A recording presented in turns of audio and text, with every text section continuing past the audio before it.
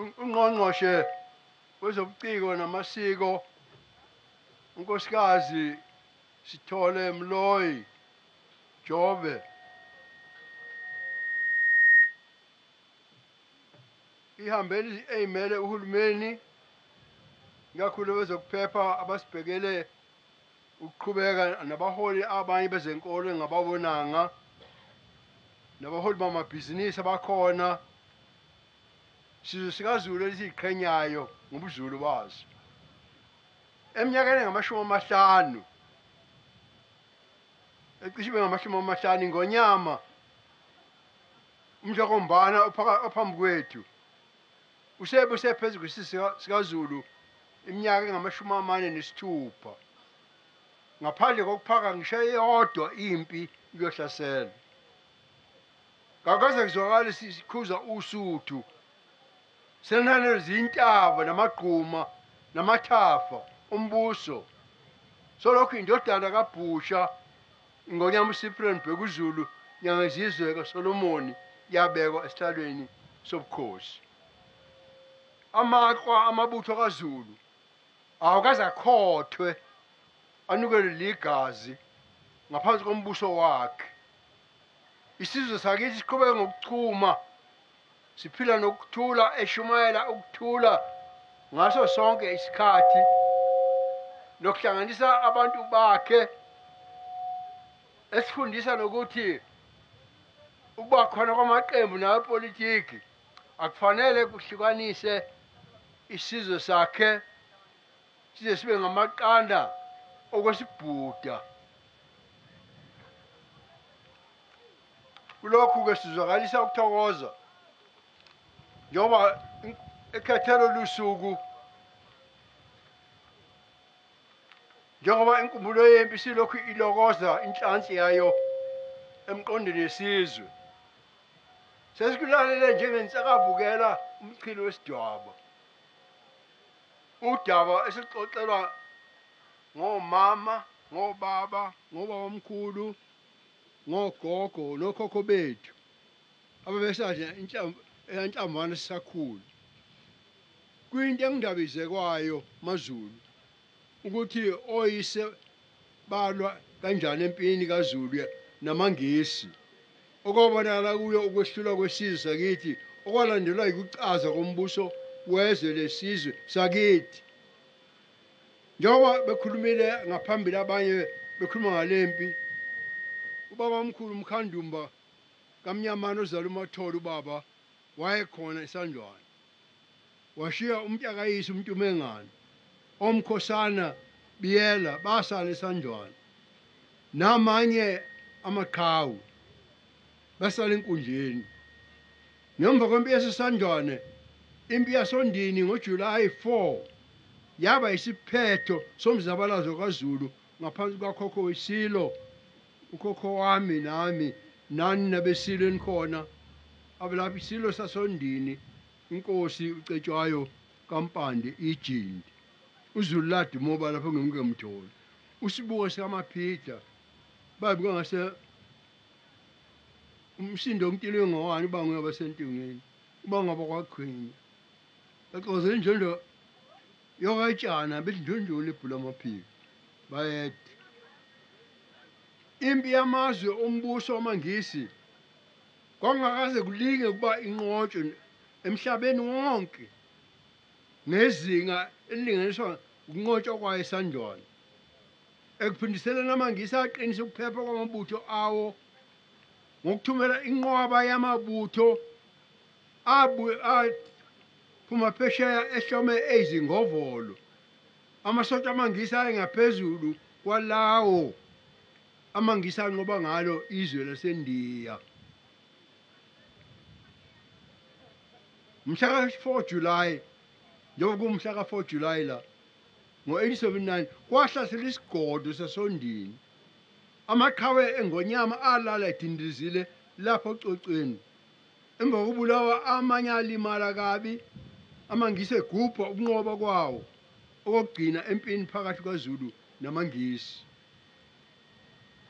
nokusho lokho kusho ukuhlithwa kwezwe ngamangisi lifaka ngaphansi kombuso kaQueen Vitholi owayebusa ezweni lamangisi.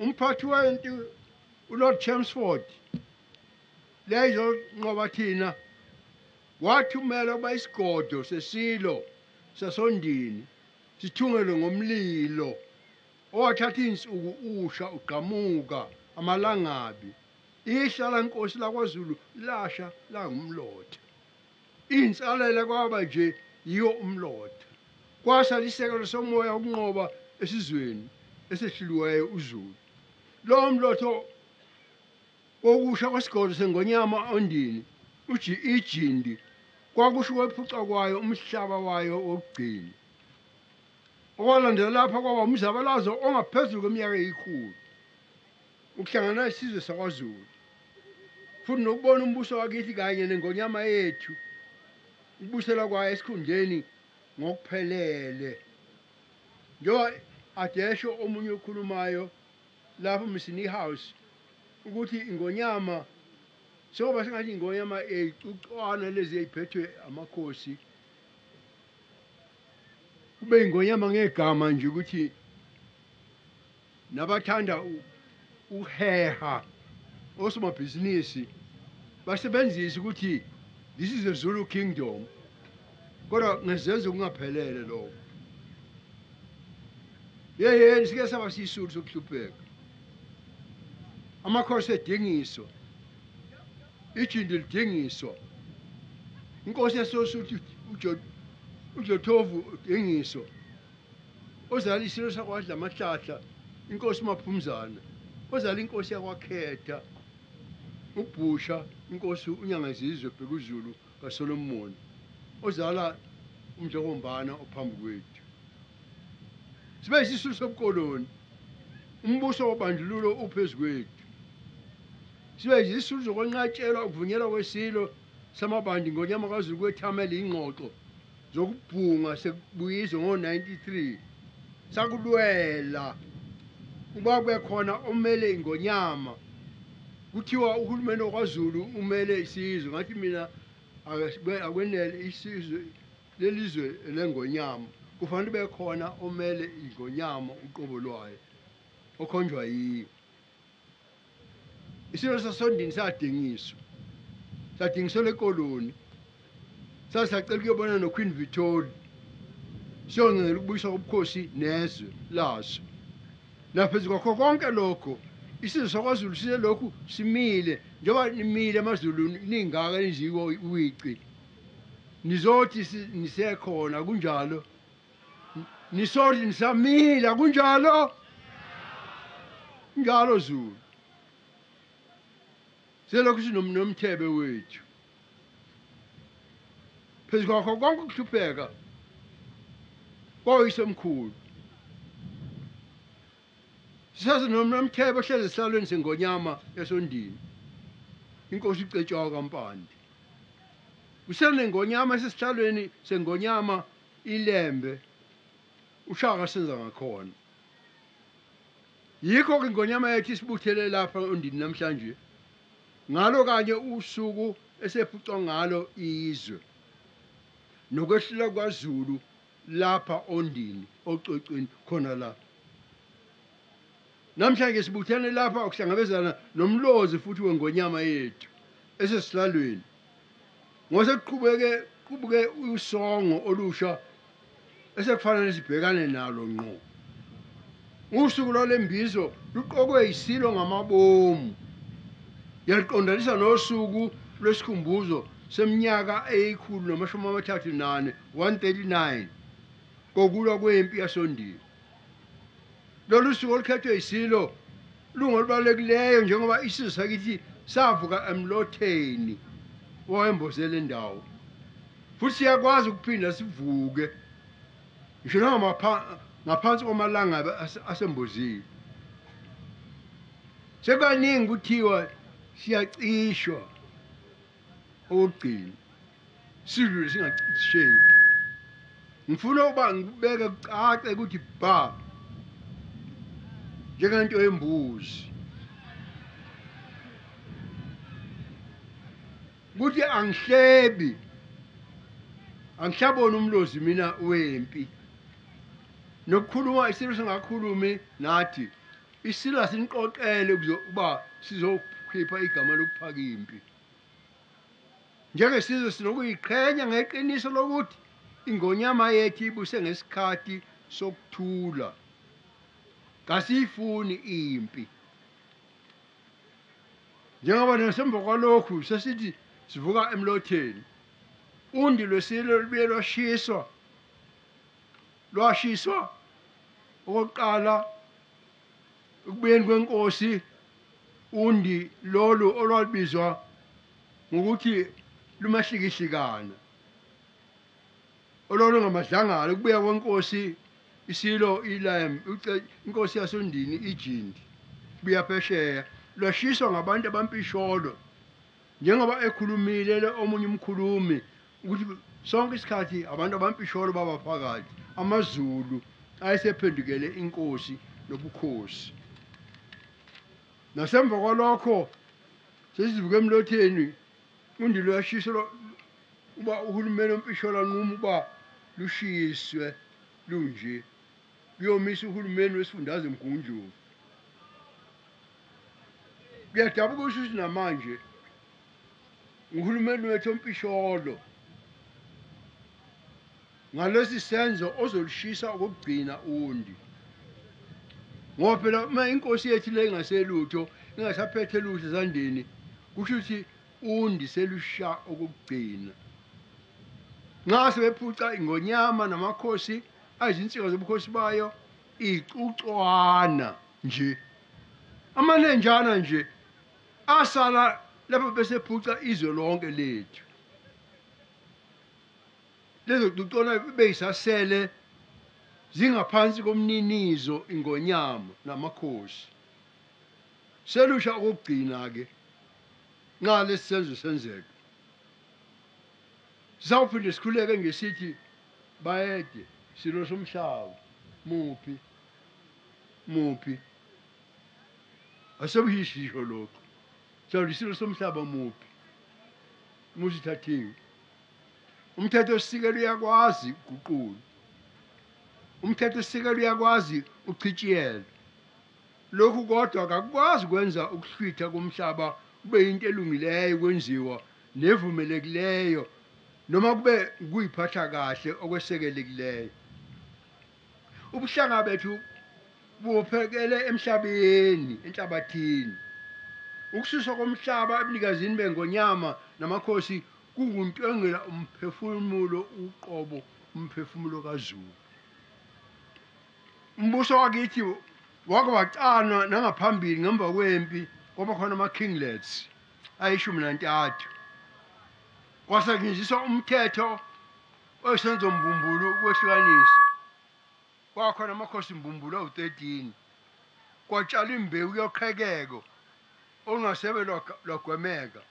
Kwathi abanika lezoqeshana, kwathi sebelingana nengonyama, abasaphoqelekile ukuyithobela nokuyikhonza. Izizukulwane zesisulu ngaphansi kwencindezelo yobukoloni nokuphuca ubunikazi bokuhlanga kwashiya isizwe sakwaZulu neyingcezu nje, neyingcezwana nje, neyiqeshana nje zezwe lethu lomdabu. Isilo siyakuthokozela ubona nabakwethu eSwazini, amaSwazi bekhona, abakithi abangamaswazi ngokudabuka bephakathi kwethu. Ngoba siyabikisho abakithi abasuka kithi eNgwavuma bayede. Kwathi ngonyaka 1994 lapho sedumele eMantsumpeni kwelentando yeningi, wonke lo mhlaba kwakuhleleke kuba ubunikazi bawo busenzakale khona ukwedluliselwa embusweni wezwe. Njengoba ubunikazi bangasese bawo babungekho, kodwa umhlaba womphakathi uphethwe ngaphansi komthetho womdabu nangokomthetho wesiko. Njengonduna lukahulumeni wakwaZulu ngaleso sikhathi, ngacabanga ngabona ukuthi uma ngekho engikwenzayo, kusho ukuthi lezi zicucwana zengonyama ziyaba umhlaba kahulumeni, state land. ngakho ngabeka phambi kwesishayamthetho saKwaZulu umthetho osalungisa ibhili ukuba kubekwe wonke lo mhlaba ku-trust, ubunikazi bawo bube ngaphansi kwengonyama isilo sethu, ukuze uhlale ubunikazi bawo bungaphansi kwemiphakathi buphatheke ngomdabu kanye nangomthetho wesiko. Njengomthetho sisekelo uthi uyemukela ukuba khona kobukhosi, kufanele umhlaba uphathwe yisilo umniniwo namakhosi akhe ayizinsika zobukhosi bakhe. Umthetho osivivinyo lo osudale wonke lo msindo owaziwa umthetho kwalandela isigaba senqubo yonke ngakwenza libalele njenganamhlanje libalele bha emini angikwenzanga ebusuku. Njengoba ukhuluma okuningi uthiwe ngangihlangene no-de Klerk engincenga ukuthi inkatha ingene okhethweni. Udaba lokungena okhethweni lwakhulunywa mhla ka-19 ngo-April ePitoli. Umhlonishwa u-de Klerk wayepresident, umhlonishwa uMadiba ongakabi uyi-president nami oyemholi weqembu elibusayo manje sayisayina. Kwase kwedlule lokho ngamanga la akhulunywayo kwashicilelwa ku-Government Gazette kwanikezwa ezandleni zabaholi abehlukeneyo be-ANC esasinabo esikhukhuza le ku-Game Reserve. Kukhona umhlonishwa kukhona isilo lesi, kukhona umhlonishwa uMadiba, kukhona umhlonishwa u-de Klerk, kukhona mina.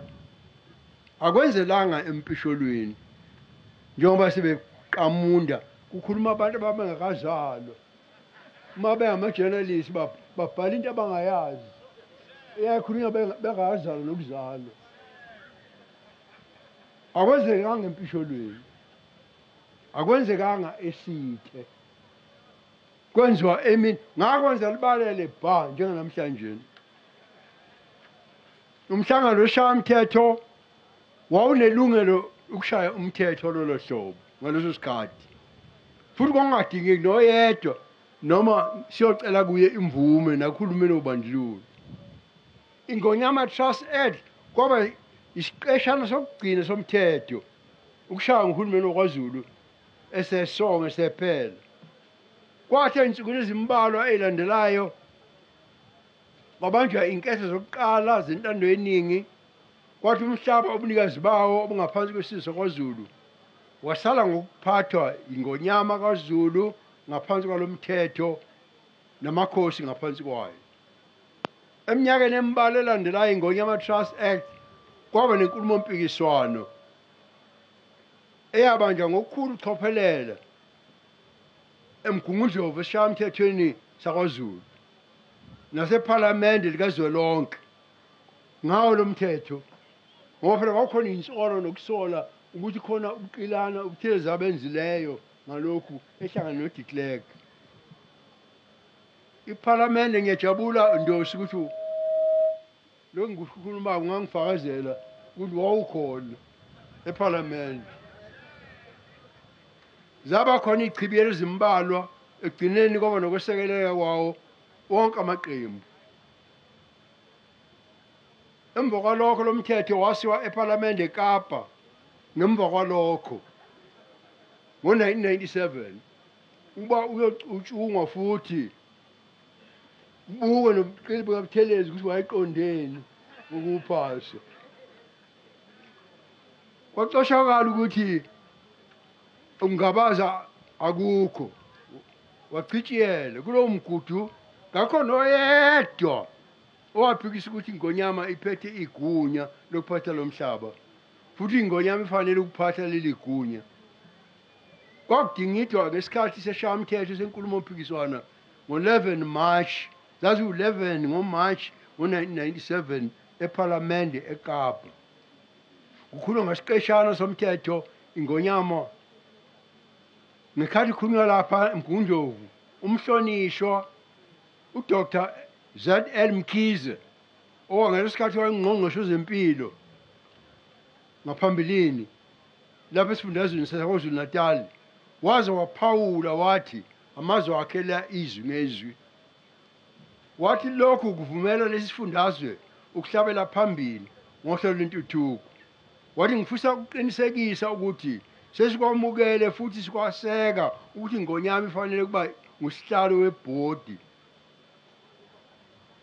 noma ke omunye oyiso laso njengemhlonishwa nje ijaji njengoba sonke sivumelana ngesiphakamiso ukuthi wonke umhlaba ubunikazi bawo ungoweNgonyama kusho uDokotela Mkhize futhi akufanele kuba kushiwo nje ngomlomo kuphela kusho uKhabazele kodwa akufanele kuba kubonakala ukuthi iNgonyama iyambandakanyeka siqu kulomthetho ngiphakule amazwi omhlonishwa uDokotela Mkhize lokho akusho umhlonishwa uDokotela Mkhize ngenhlahla namanje osenguye ophethe umnyango lephezulu njengondosi uhulumeni omkhulu ophethe zona indaba zomdabu esingaphansi kwawo iNgonyama Trust lokhu ihlezi ikhona ngokusemthethweni eminyakeni engama-24 24 years yabakhona iNgonyama Trust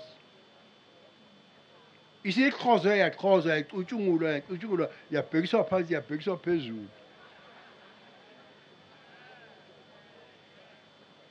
iNgonyama Trust ukwaziwa kwayo uqashelwe futhi kuyahlonishwa inkantolo yomthethosisekelo ngoba akhona abasebayimangalela umthethosisekelo wayivuna ngendaba yama-rates yena lo ophethe uhlelo uMahluleli ijaji leli eliphethe uhlelo okuyilona esesihlalweni seNgonyama Trust labalahla icala kaze bekhona noyedwa wakwabeka igama lokusolo noma ukugxeka ngokuba khona kweNgonyama Trust Act njengoba usushicile lePhalamende eKapa ngo-1997 bekukhona kuphela igalo kunabakwezinye iy'fundazwe bethi thina Zulu sikhethwe ngoba sibe njani ukuba nento enhle kangaka amakhosi ngikhumbula inkosi ngangomhlaba waze wakhuluma nani wathi noma kungakholiswa kwaLezulu umanje uZulu wawumenzele lokhu kuphela wakufanele ukuthi uZulu akuhloniphe ukuthi umhlaba wethu uvikeleke noba sezandleni zomniniwo iNgonyama engamele ibhodi yeNgonyama Trust namhlanje kodwa sekhona imisindo etswenini izayo ethi akuhwaye ucisha umthetho noma ucishiyele umthetho ngomhlaba ngendlela engedlulisela lesizwe kwaZulu uhulumeni kaZulu inkosi ehloniphekileyo inkosi isihlalo wethu thina amakhosi yakwaCiliza ike yaya komunye umhlangano yezwa ukuthi laba abangenakho kwezinye izifundazwe lokhu bakhala kuhulumeni ukuthi uhulumeni bona banakho ngani kodwa lento yenziwa yithi thina amaZulu senzela inkosi yethu thina sizenzela thina akwenziwanga uhulumeni omkhulu ngakho-ke hlangano wezwe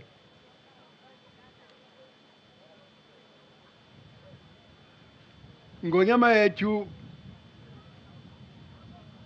kuthiwa ayephuca igunya lokwetshatha umthwalo wayo wasendunkulu ukuba ngumgcini womhlaba silo somhlaba kuyabasiza lokhu uba baphumelele ukwehlisa isithunzi nokuhlonishwa kwesiqu ngokwesiko kweNgonyama embusweni usuphelelwe isithunzi sawo nxa bekwenza lokhu bathi bazokwenza bathi kuyobe sekuphelile ngeNgonyama futhi namanje kuyobe sekuphelile lo msindaka otshwazayo ophikisana nokuba khona kweNgonyama Trust Act oqubuke ngephaneli esezingeni eliphezulu ekuhlohlweni komthetho nosheshisa uguquko oluyisekelo ngengqungquthela yamashumi amahlanu nane mhlonishwa Ndunankulu, mhlonishwa Ndosi, mhlonishwa Jobe. Ngengqungquthela ka-54 kaKhongolose ngoDisemba ngo-2017 uKhongolose waqaphelisa ngokuthi ngiyaphawula ngicaphuna amazwi esinqumo sikaKhongolose. I-ANC bathi i-ANC yaKwaZulu Natali kade ilokhu iphakamisa imizamo yokuchithwa kweNgonyama Trust. Kubhalwe lokhu in black and white. Ngicaphuna esinqumweni sikaKhongolose. Ngakho isincomo sepanel kwangesona esingalindelekile. Ipanel engenyelwe ngusihlalo owayengunobhala jikelele kaKhongolose, uMnumzane uMahlanti. Inganyelwe umhlonishwa umengameli wezwe lethu, engumengameli wethu uMnumzane uHalim Mahlanti. Angazi ukuthi umuntu angaya kukhona ngaphezulu kwalokho embusweni, ngaphezulu kwalokho. Lo ongumengameli wezwe kusho uye lokho.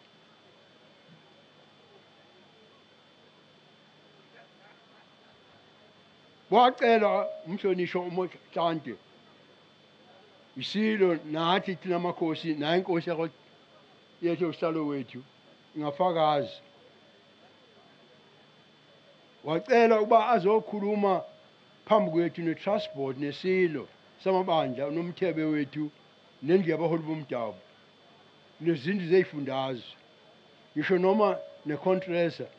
Kakaze kanginomzamo owodwa ubikhulume nami njengomsunguli weNgonyama Trust uqondisisa isizathu esasiholela ukuba umthetho lona usungulwe nokuba kwaba yini isidingo salokho. Yimi njengomsunguli wawo engingachaza lokho kuphela, akekho omunye umuntu ngaphandle kwami. Kwathi lapho isincomo sepanel sesinwebekela kude sesiqhakambiswa emphakathini ngobubanzi bayo, iNgonyama Trust Act yammema umengameli ubazobika kuboard. Leso sicelo azange semukelwe. Esikhundleni umhlonishwa uMahlanti amukele leso sicelo sethu bazokhuluma nathi. Uthe esiqongweni sikaKhongolose manje esekhuluma manje nemhlaba ngenyanga kaMeyi lo akade khona manje umnumzane kunyaka lo ophezulu khona manje umnumzane uMahlanti waciba ngokuhlasela kwakhe ngokubiza abaholi bomdabu ngoNdlovu kayiphendulo basemakhaya amamabhodwe nje akhiwe ngethini enokuchoboka kalula ewathuka. Kakuzange kube khona ngisho nalinye ilungu likaKhongolose lake lathi vu ukuyiqhelanisa nalokho. Kuyaqala nje ngaye lo Msini House umethi ukhuluma njengelungu likaKhongolose. Kakaze kube khona nalinye ilungu likaKhongolose elake lamphikisa uMahlanti noma hlonye imibuzo ngalokhu. Iqiniso limsulwa ngalokhu ukuthi lo mholi uMahlanti wayiphahluka ekhipha izwi lenhlangano kaKhongolose elisesifubeni kaKhongolose ngalolu daba. Emva kwensuku ezimbalwa kwathi ngesikhathi semibuzo ePhalamende ngoJuni lenyanga nje edlule, isekela likaMengameli umhlonishwa uDavid Mabuza enqomana nemibuzo lapha nePhalamende eKapa. Ngalabo bePhalamende babebeka uMnumzane uMahlanti ngokuthuka kwakhe abaholi bomdabu. Usekela Mengameli wehluleka ukuphikisa lezo zinsolo, waziba nje wangena entangeni. Wawuziba umbuzo lowo akaqhamuka nakhambi lokulungisa. Wavele waqinisekisa ukuthi kuphela umthetho osivivinya oyuhlaka usukhona ukuze ususe umhlaba ophethwe yilabo abaholi bomdabu asebesebenze bahola abantu bakithi izizukulwane ngezizukulwane. Uthe ngeviki eledlule njengoba kade esho umholi wethu inkosi yaseMadungeni bangimema abaholi bomdabu bene nelihotla ngesisuthi inkundla eThekwini ngodaba lomhlaba njengefa ligugu indlu yamema ungqongqoshe womnyango wezobulungiswa kanye nezokuhlunyeleliswa kwezimilo uzokhuluma mayelana nesihloko esithi inyathelo lesahluko sesikhombisa neshumi nambili leso inkosi Khilizade ekhuluma ngaso somthethosisekelo maqondana namandla nemisebenzi yabaholi bomdabu nomgudu oqonde ekuchitshiyelweni kwesahluko 25 somthethosisekelo i-constitution. Ngaphuma emhlanganweni wami wenkatha kwathiwa awubhuntshe ngihambe ngima amakhosi engimema ngiyokuthamela inkundla lihotla ungqongqoshe wayefanele ukufika akhulume khona ungqongqoshe uMasutha owafanele akhulume ngalesi sihloko azange abonakale nangalukhali nokuba sizwe nje ukuthi ubanjwe yini ubangeze emhlanganweni wamakhosi onke aseningizimu neAfrika njengoba inkosi yaMadungeni usihlalo wethu kade esho kwathi emazwini ami ukuphawula ngakhumbula isibophezelo somhlangano ophuthumayo ongokukhethekile wekomiti lecabinet ngaphansi kobuholi bukaMengameli uMbeki owakhetha ikomiti yaba ngaphansi kwesekela lakhe umhlonishwa uZuma ngenyanga kaNovemba ngo-2000 engxoxweni esibe nazo nabaholi bomdabu ukusebenzisana ikomiti lecabinet lavuma ukuthi isahluko 7 no-12 somthethosisekelo kwakufanele ukuba chitshiyelwe ukukhoselisa nokuvikela iqhaza amandla nemisebenzi yabaholi bomdabu amakhosi ukubhekana nemithetho ezizinda zemithetho yomasipala leso sibophezelo leso sithembiso hlangalwezwe Ndlunkulu Nabasilo makhosi sindlunkulu sihlalo wethu sihlalo we-board ye-trust umehluleli uNgwenya nazonke ikhule khona leso sithembiso ka-2000 uhulumeni akazange asifeze umhlonishwa uMabuyakhulu owayengqongqoshe wezomdabu uhulumeni waKwaZulu Natal wabiza umhlangano wamakhosi onke la e-Afrika ukwazi kwafika nawaseGhana e-West Africa ngakhuluma ngalokhu ukuthi lesi sithembiso uhulumeni kasifezanga lapha ohlelweni labo ngakusasa kwakuzokhuluma kwakungo-2009 kwakuzokhuluma yena umhlonishwa uMsholozi ngathi mina abambuza uma ekhuluma ukuthi kwagcina kwenziwa yini ba ikomiti leyayiphethwe isincomo senziwa ikomiti yakhe singafezwa uMsholozi ma ephendula kulo mhlangano wavele umoyizela nje uNcamalala mase mayizelile wasethi ama-comrades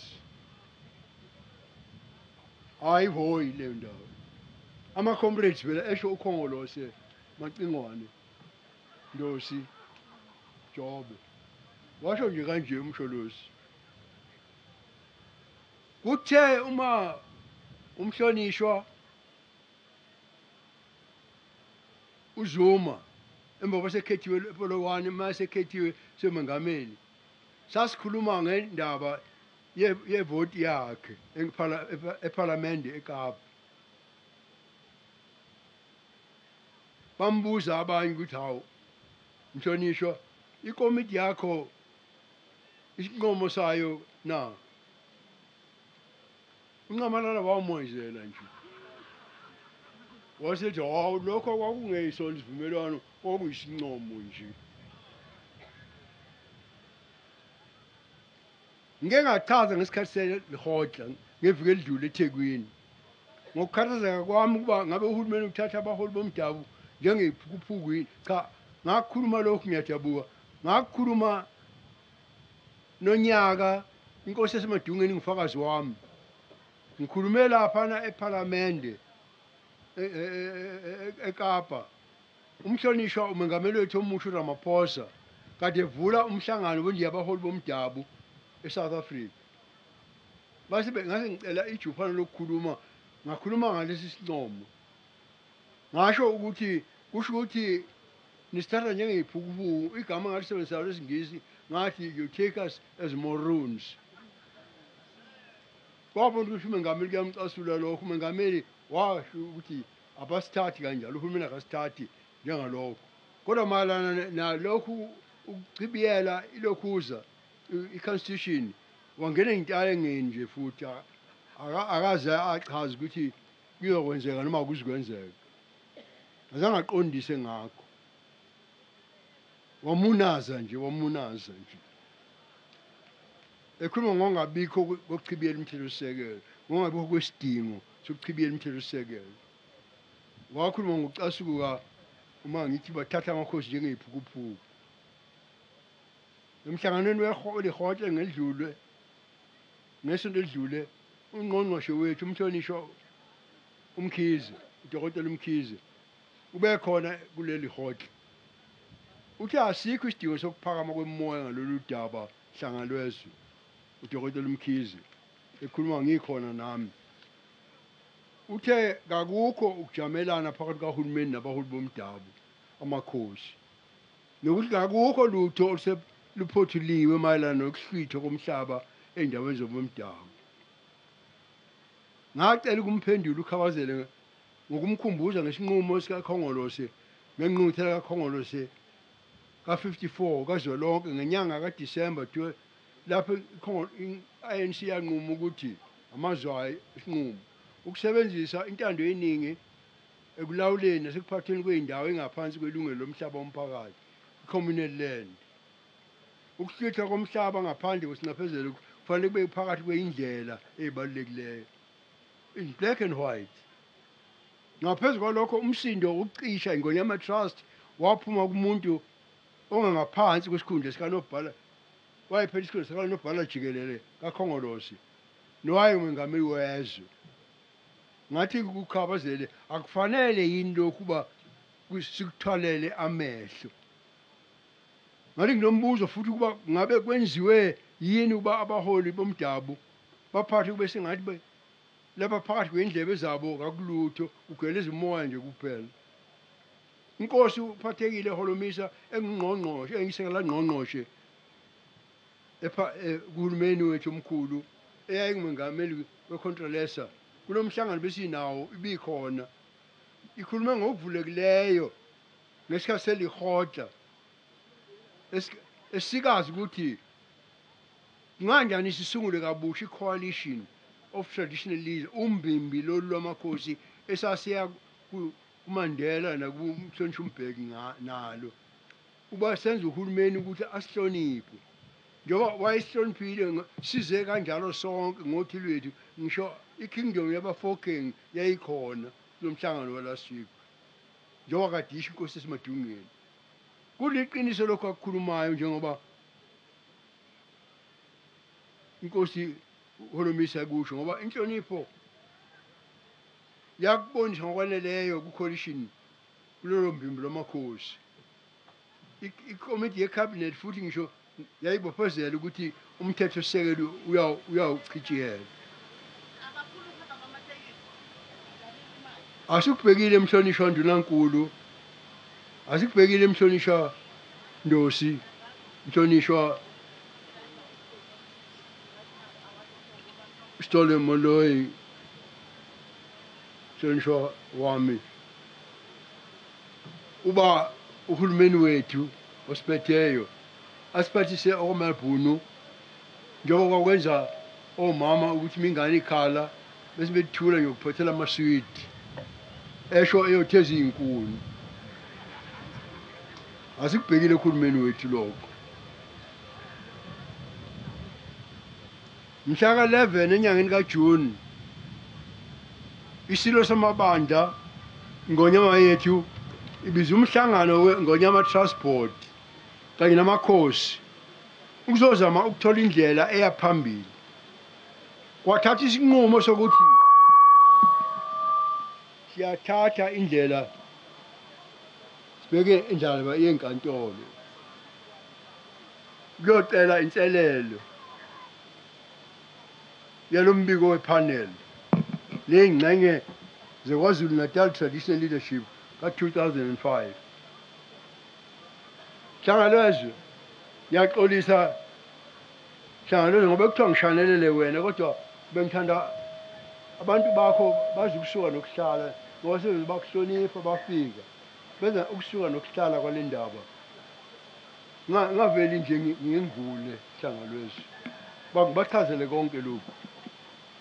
Lento ayiqali bengayibhekile mina ukuthi ngenziwa uhulumeni wethu ompisholo ngoba ngenkathi ngise-chief minister lapha uhulumeni wamaBhunu wathi nje singazi sezwa ukuthi ingwavuma isinikwe amaswazi ho elakangwane selinikwe amaswazi ngayo enkantolo ngabamangalela abanye bayakhulutha mangalela uhulumeni ngabamangalela uhulumeni wobandlulo ngabamangalela enkantolo yamajaji labalahla icala eMgungundlovu balithatha bona balisa le eBloemfontein lafikela balahla futhi lilahla uhulumeni wamaBhunu owayeyizingovolo ehlome enjeyana.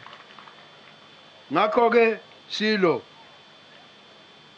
kosesemadungeni isinqumo kube ukuthi sicabange ukuthi sibheke endleleni uba mhlambe umlamuli wezwe lonke inkantolo uba engacacisa ngamandla Ngonyama ukuthi ngubani onegunya phakathi kweNgonyama nohulumeni ngalolu daba lolomhlaba.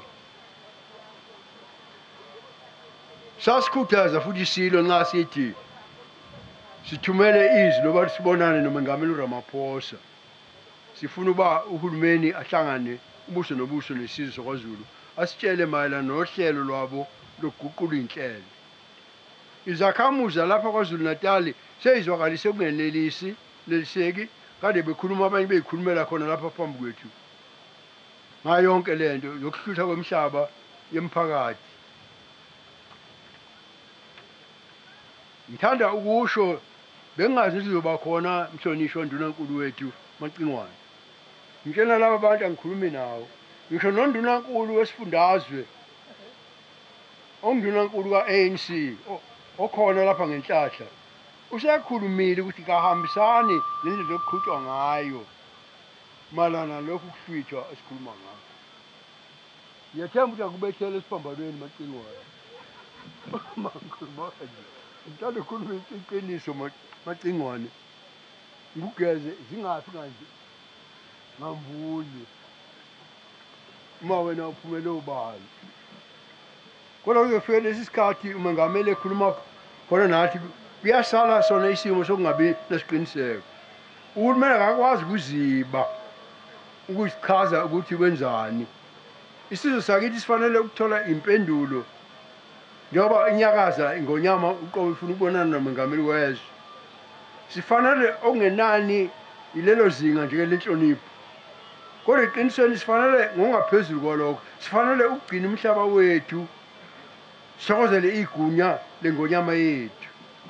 Isizwe samaZulu sinenhlonipho engenamkhawulo esilweni sethu siyasihlonipha. Ngalesi sikhathi ngesikhathi ngiyadabuka abantu baso basafika kodwa yilesi sikhathi manje bese ngithi asithule sithi kuyacwaka sizwe ukuthi unomthebe wethu isilo sethu samabandla size sasihlanganisa lapha nje okaZulu emakheni besihlanganiselana. Ngibona ukuhlonipheka kwami hlangalezwe kakhulu kungithinta enhlizweni yami uma ngicabanga ukuthi uNkulunkulu ungibusisile ngoba lo msebenzi engiwenzayo ngiwuqale esilweni sakwakhetha uba silo ngishanelele isilo sayo uma sizokhuluma phakathi kwabantu bayo. Uyamemeza kaNdaba bathi inkosi yohlanga wasibiza savuma bathi inkosi yohlanga bathi inkosi yamakhosi bathi inkosi